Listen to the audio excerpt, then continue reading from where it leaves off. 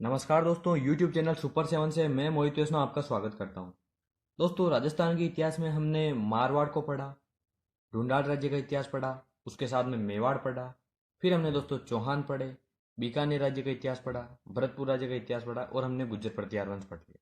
तो दोस्तों, यहाँ तक लगभग राजस्थान का इतिहास, जो रियासतों का इतिहास है, वो समाप्त हो जाता है। उसके बाद में दोस्तों 1857 का विद्रोह रहता है, फिर किसान आंदोलन, उसमें जनजातीय आंदोलन, फिर प्रजामंडल आंदोलन और उसके बाद में राजस्थान का एकीकरण यहाँ तक समाप्त हो जाता है। दोस्तों, कुछ छोटी रियासतों का इतिहास हमें पढ़ना जरूरी होता है, जिसमें दोस्तों टोंक टोंक को इसलिए पढ़ना जरूरी होता है क्योंकि अमीर का पिंडारी का हमने दोस्तों हस्तक्षेप देखा था मारवाड़ में, ढूंढाड़ में और मेवाड़ में, जिसमें कृष्णा कुमारी विवाद दोस्तों मैं अच्छी तरीके से समझा चुका हूँ आपको। कृष्णा कुमारी विवाद में अमीर का पिंडारी के कहने पर जहर दिया जाता है कृष्णा कुमारी को। कृष्णा कुमारी मेवाड़ की राजकुमारी। तो दोस्तों टोंक को पढ़ना जरूरी है। उसके साथ में एक करौली, जिसमें जैसलमेर में दोस्तों यदुवंश था, यादव वंश था, उसी प्रकार करौली में भी यादव वंश था। और दोस्तों वो अपने सरनेम पाल लगाते थे, यानी पाल यानी गाय को पालने वाला। और वो अपनी उत्पत्ति कृष्ण से मानते हैं और चंद्रवंशी खुद को मानते हैं। दोस्तों मैंने बताया था जैसलमेर में और करौली करौली में चंद्रवंशी शासक है, बाकी जो राजस्थान में मिलते हैं वो खुद को सूर्यवंशी शासक बताते हैं। तो दोस्तों इसलिए पढ़ना टोंक और करौली को जरूरी है। तो दोस्तों शुरू करते हैं हम पहले टोंक का और बाद में करौली का। दोस्तों छोटे छोटे शासक हैं, उनका विशेष योगदान मिलता है, वो देख लेंगे। और उसके बाद में हम राजस्थान के एकीकरण की ओर बढ़ेंगे। और एकीकरण में हम देखेंगे कि इसमें एकीकरण के समय टोंक में जो नवाब था वो कौन था। तो दोस्तों टोंक ऐसी रियासत है जो एकमात्र मुस्लिम रियासत थी। दोस्तों एकीकरण के समय भी हम देखेंगे जनसंख्या की दृष्टि से सबसे बड़ी रियासत, जनसंख्या के दृष्टि से बड़ी रियासत के साथ में क्षेत्रफल की दृष्टि से कौन सी बड़ी रियासत है। और दोस्तों जो सबसे पुरानी रियासत है वो मेवाड़ रियासत है, हम पढ़ चुके हैं दोस्तों। तो जो एकमात्र मुस्लिम रियासत मिलती है वो टोंक है। उसी प्रकार दोस्तों जाट रियासत मिलती है, वो भरतपुर और धौलपुर मिलती है। तो दोस्तों शुरू करते हैं हम टोंक का इतिहास। टोंक में दोस्तों नवाबों का राज रहा। तो शुरू करते हैं टोंक।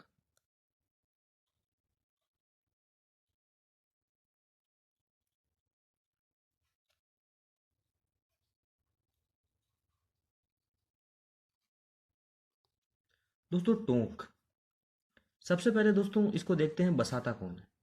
तो दोस्तों एक ब्राह्मण है जो 12 गांवों को सम्मिलित करता है और टोंक की स्थापना करता है। और उस ब्राह्मण का नाम मिलता है भोला ब्राह्मण। तो दोस्तों स्थापना कौन करता है? ये है स्थापना भोला ब्राह्मण।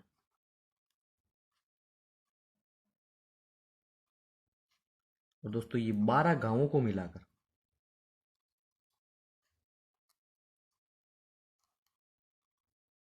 ये हुई टोंक की स्थापना। अब दोस्तों टोंक किन के अधीन रहा? तो सबसे पहले दोस्तों ये माना जाता है कि टोंक पर मुगलों का अधिकार था। मुगलों के अधीन थे कछवाए, तो जयपुर के कछवाओं के अधीन भी रहा था टोंक, तो आमेर राज्य के अधीन।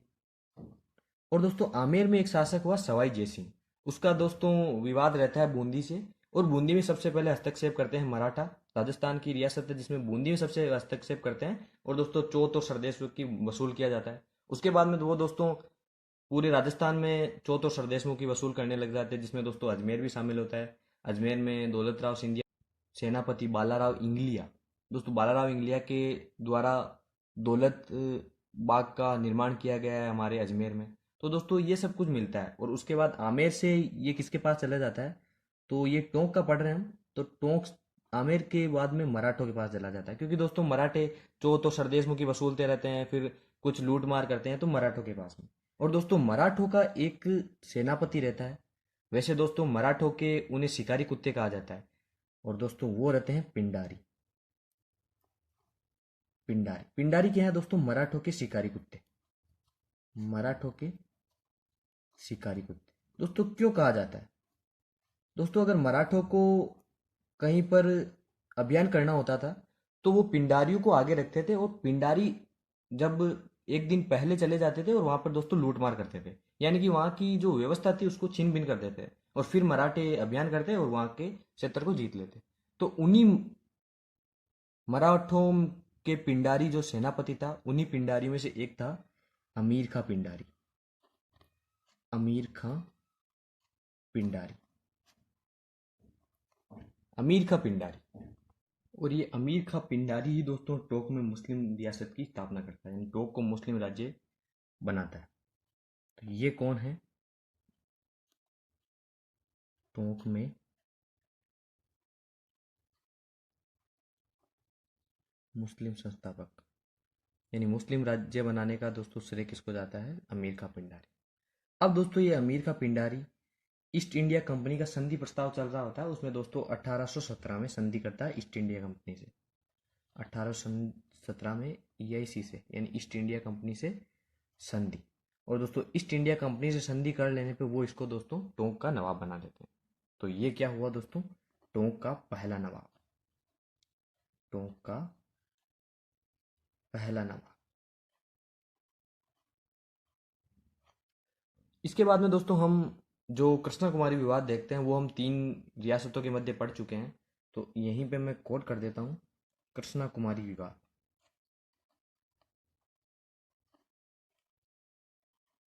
विवाद। अब दोस्तों जिस प्रकार मराठे पैसों के लिए काम करते थे, उसी प्रकार जो पिंडारी हैं वो उन्हीं के शिकारी कुत्ते हैं, तो वो भी पैसों के लिए काम करते थे। दोस्तों कृष्णा कुमारी के बारे में हम पूर्णतः पढ़ चुके हैं। और ये कृष्णा कुमारी है कौन? तो ये है मेवाड़ की राजकुमारी। तो यही बता देता हूँ, मेवाड़ की राजकुमारी। और मेवाड़ के महाराणा भीम सिंह की दोस्तों ये कौन है? पुत्री। भीम सिंह की पुत्री। इसकी दोस्तों सगाई हुई हुई रहती है मारवाड़ में। और मारवाड़ के उस समय जो जिनसे सगाई हुई रहती है कृष्णा कुमारी की, वो है महाराजा भीम सिंह। दोस्तों महाराणा भीम सिंह इसके पिता हैं, जबकि इसकी जिससे सगाई हुई रहती है वो है महाराजा भीम सिंह। परंतु दोस्तों महाराजा भीम सिंह की मृत्यु हो जाती है, तो उनका जो छोटा भाई है वो है मान सिंह। वो जिद करता है कि मेरी कृष्णा कुमारी से सगाई होनी चाहिए। परंतु दोस्तों होता क्या है, जब महाराजा भीम सिंह की मृत्यु हो जाती है तो महाराणा भीम सिंह उसकी सगाई आमेर के शासक जगत सिंह सेकंड से कर देते हैं। और दोस्तों जगत सिंह सेकंड के मध्य और मान सिंह के मध्य विवाद हो जाते हैं। उसके बीच में गिंगोली का युद्ध हो जाता है। फिर दोस्तों अमीर का पिंडारी का हस्तक्षेप होता है, और अमीर का पिंडारी दोस्तों मेवाड़ जाता है और कृष्णा कुमारी को जहर देने की सलाह देता है भीम सिंह को। तो यहाँ होता है हमारे कृष्णा कुमारी विवाद का जो परिणाम रहता है वो। अब दोस्तों ये हुआ अमीर का पिंडारी जो पहला नवाब है कहाँ का? टोंक का, उसके बारे में। अमीर का पिंडारी के बाद में जो यहाँ का नवाब बनता है उस नवाब के बारे में जानते हैं। और दोस्तों उसके बाद में जो शासक बनते हैं उनके बारे में। तो दोस्तों अमीर का पिंडारी के बाद में यहाँ शासक बनता है वजीरुद्दौला। वजीरुद्दौला। वजीरुद्दौला को दोस्तों शासन है 1834 से 1864 तक का। और दोस्तों टोंक का नवाब अमीर का पिंडारी की मृत्यु होती है 1834 में, ये होती है इसकी मृत्यु। और दोस्तों उसके बाद में शासक कौन है? वजीरुद्दौला। दोस्तों वजीरुद्दौला के बारे में क्या पढ़ना है? पहले तो दोस्तों 1857 आ रहा है, तो 1857 में यही रहता है टोंक का नवाब। टोंक का नवाब कौन है? वजीरुद्दौला। और इसका टोंक में एक कार्य को पढ़ने को मिलता है, वो है मुबारक महल। मुबारक महल। इस मुबारक महल का निर्माता कौन है? वजीरुद्दौला। दोस्तों इस मुबारक महल में ऊंट की कुर्बानी दी जाती थी, परंतु दोस्तों ऊंट को जब पशुपालक श्रेणी में राज्य पशु का दर्जा मिल गया, उसके बाद में ये कुर्बानी बंद हो गई। तो ये होता है वजीरुद्दौला के कार्य में काल में कार्य। और 1857 में दोस्तों ये टोंक का नवाब है और मुबारक महल का निर्माण। इसके बाद में दोस्तों मोहम्मद अली वो बनता है टोंक का नवाब। तो उनके बारे में पढ़ते हैं।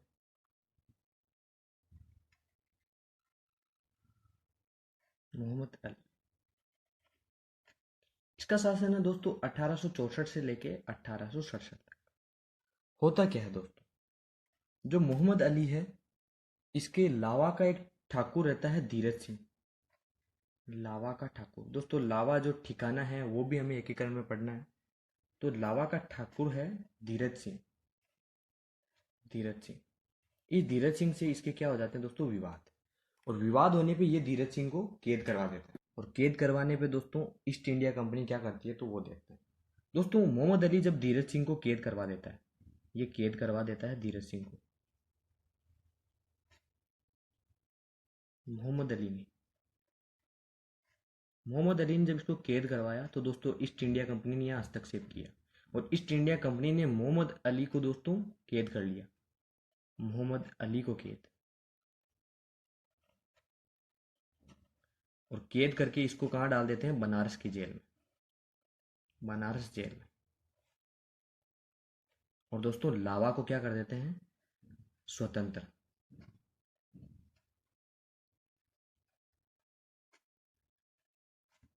और स्वतंत्र किया किससे, तो टोंक से। टोंक रियासत के अधीन था दोस्तों लावा, तो वहां से इसको स्वतंत्र कर दिया जाता है। ये होता है दोस्तों हमारे मोहम्मद अली के काल में जो कार्य रहता है वो। अब इसके बाद में दो छोटे शासक है, और फिर दोस्तों राजस्थान के एकीकरण में इनका क्या होता है, और कौन सा शासक एकीकरण के समय नवाब है, तो वो देख लेते हैं दोस्तों। इसके बाद में शासक बनता है इब्राहिम अली, मोहम्मद अली के बाद में इब्राहिम अली, इब्राहिम अली। और इनके बाद में एक शहादत अली शासक बनता है,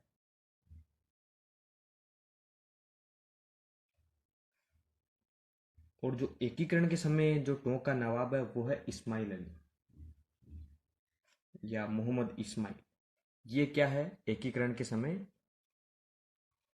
एकीकरण के समय शासक। तो ये हुआ दोस्तों हमारे जो टोंक का इतिहास था वो। और दोस्तों यहाँ हमारे टोंक खत्म होता है, और अब हम शुरू करते हैं करौली राज्य का इतिहास। दोस्तों करौली में यादव वंश है, वो पढ़ना है, और वो खुद को चंद्रवंशीय मानते हैं। बहुत छोटा सा वंश है दोस्तों, उसके बारे में बड़ा कुछ पढ़ना नहीं है। करौली राज्य का इतिहास।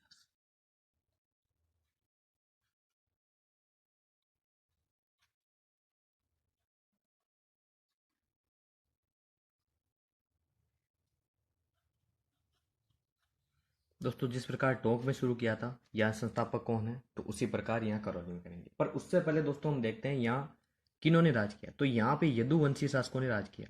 दोस्तों यादव वंश दो जगह है हमारे, जैसलमेर में भी है और करौली में भी है।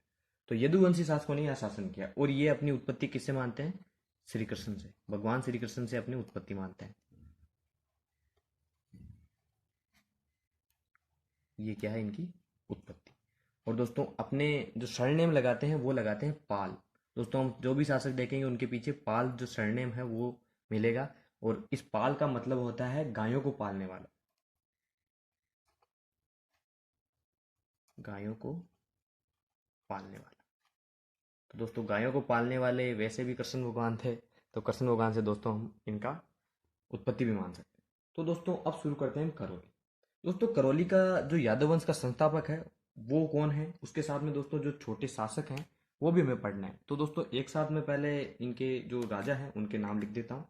तो जो पहला शासक है वो संस्थापक है वो है विजयपाल, ये है विजयपाल। विजयपाल के बाद में हमें जो शासक पढ़ना है वो पढ़ना है दोस्तों तिमलपाल, तिमनपाल। छोटा सा है इतिहास दोस्तों, कुछ ही शासक हमें पढ़ने हैं। उसके बाद में हमें पढ़ना है दोस्तों अर्जुन पाल, अर्जुन पाल। अर्जुन पाल के बाद में हमें पढ़ना है हरबख्श पाल, हरबख्श पाल। उसके बाद में हमें दोस्तों पढ़ना है मदन पाल, मदन पाल। तो ये हमें तीन चार या चार पांच जो बड़े शासक है वो पढ़ना है। तो दोस्तों शुरू करते हैं विजयपाल से। विजयपाल। दोस्तों जो विजयपाल है वो करौली में यादव वंश का संस्थापक है।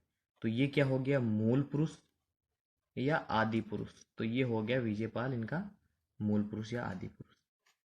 इसके बाद में दोस्तों इनका क्या योगदान मिलता है, जो विजयपाल है दोस्तों उन्होंने बयाना को अपनी राजधानी बनाया था, तो वो भी जान लेते हैं। बयाना इनकी राजधानी क्या थी, राजधानी ये थी बयाना। बयाना अभी दोस्तों भरतपुर में पड़ता है, परंतु उस समय करौली की राजधानी रहा था। अब दोस्तों उसके बाद में हमारे तीमनपाल पढ़ना है। और तीमनपाल ने दोस्तों, जब मैं भरतपुर में दोस्तों दुर्ग पढ़ा रहा था, तब दोस्तों वहां पे एक गढ़ का नाम आया था, दुर्ग का नाम आया था, उसका नाम था तिमनगढ़, तिमनगढ़। इस तिमनगढ़ दुर्ग के निर्माता हैं ये।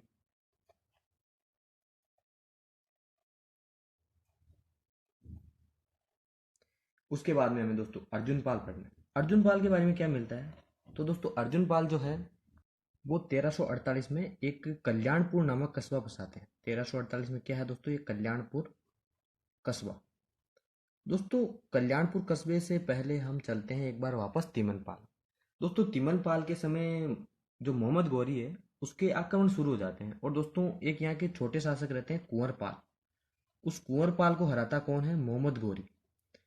और दोस्तों यहाँ पर अधिकार कर लेते हैं, मोहम्मद गौरी का अधिकार हो जाता है।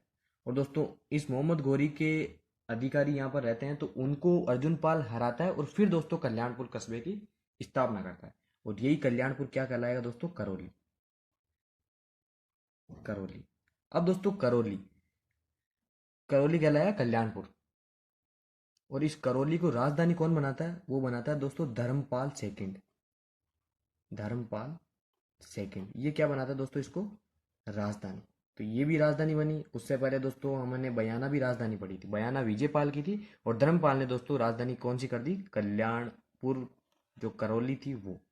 उसके बाद दोस्तों हमें हरबख्शपाल पढ़ना है। हरबख्शपाल के बारे में पढ़ना है कि 1817 में ईस्ट इंडिया कंपनी से संधि करने वाला शासक। संधि करने वाला शासक कौन था? हरबख्शपाल। और दोस्तों फिर हमें पढ़ना है मदनपाल। दोस्तों मदनपाल के बारे में क्या पढ़ना है?